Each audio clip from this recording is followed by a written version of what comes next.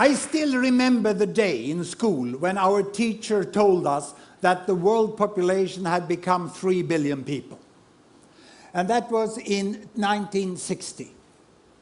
And I'm going to talk now how world population has changed from that year and into the future. But I will not use digital technology as I've done during my first 5 TED Talks. Instead, I have progressed. And I am today launching a brand new analog teaching technology that I picked up from IKEA. This box contains 1 billion people. And our teacher told us that the industrialized world, 1960, had 1 billion people.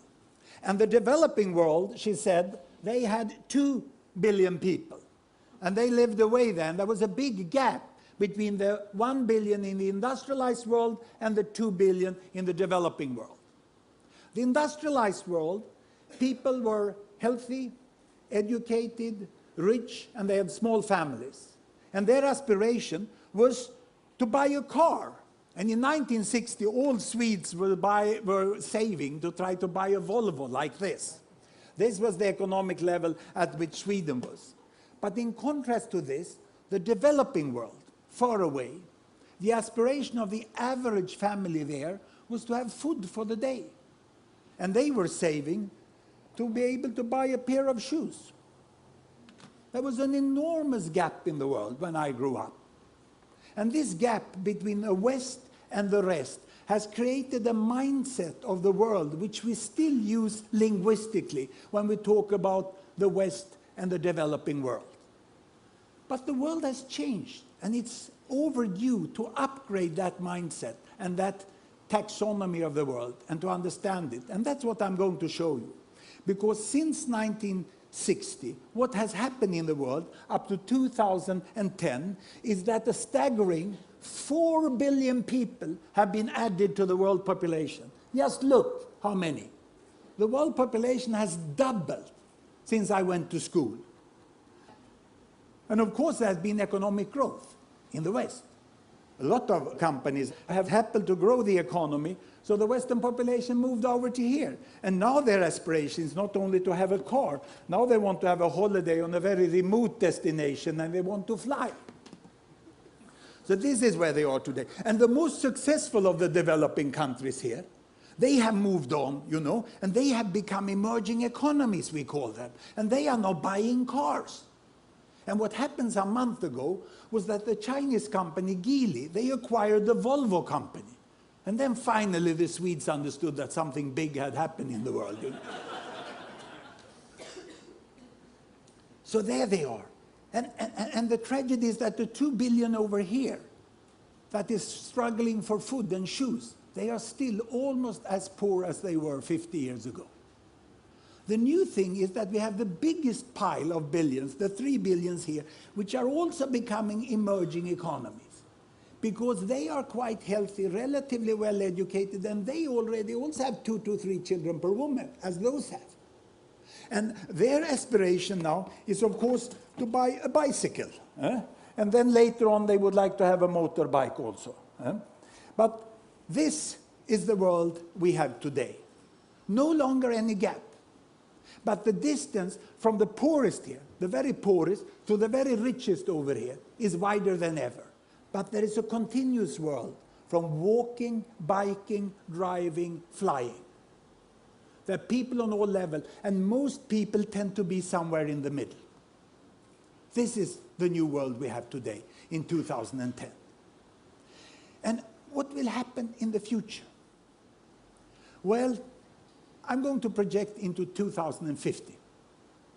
I was in Shanghai recently, and I listened to what's happening in China, and it's pretty sure that they will catch up, just as Japan did. All the projections. This one will grow with 1 to 2 or 3%, and this grows with 7, 8, and then they will land up here. They will start flying. And these lower middle income countries, the emerging economies, they will also forge forwards economically. And if, but only if, we invest in the right green technology so that we can avoid severe climate change and energy can still be relatively cheap, then they will move all the way up here. And they will start to buy electric cars, isn't it? This is what we will find there. So what about the poorest 2 billion? What about the poorest 2 billion here? Will they move on? Well, here population comes in, because there we already have 2 to 3 children per woman, family planning is widely used, and population growth is coming to an end. Here population is growing. So these 2 billions will in the next decades increase to 3 billions, and then will thereafter increase to 4 billions. There is nothing but the nuclear war of a kind we've never seen that can stop this from happening, because we already have this in process. But if, and only if, they get out of poverty, they get education, they get improved child survival, they can buy a bicycle and a cell phone and come here, then population growth will stop up there in 2050. We cannot have people on this level looking for food and shoes, because then we get continued population growth. And let me show you why, by converting back to the old-time digital technology. Here I have on the screen my country bubbles. Every bubble is a country, the size is population, the colors show the continent, the yellow one there is the Americas, dark blue is Africa, brown is Europe, green is Middle East, and this light blue is South Asia, that's India, and this is China, size is population. Here I have children per woman, 2 children, 4 children, 6 children, 8 children, big families, small families. The year is 1960, and down here child survival. The percentage of children surviving childhood up to starting school, 60%, 70%, 80%, 90%, and almost 100%, as we have today in the wealthiest and healthiest countries. Look, this is the world my teacher talked about in 1960. 1 billion Western world here, high child survival, small families, and all the rest, the rainbow of the developing countries, with very large families and poor child survival. What has happened? I start the world. Here we go. Can you see, as the year passed by, child survival is increasing. They get soap, hygiene, education, vaccination, penicillin, and then family planning. Family size is decreasing. They get up to 90% of child survival, then family is decreasing. Also the Arab countries in the Middle East is falling down there. Look, Bangladesh catching up with India. The whole emerging economy world joins the Western world with good child survival and small family size, but we still have the poorest billion. Can you see the poorest billion? Those boxes I had over here?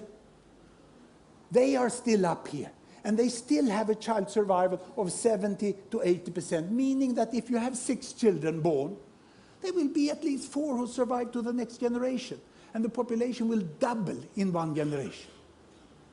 So the only way of really getting world population to stop is to continue to improve child survival to 90%.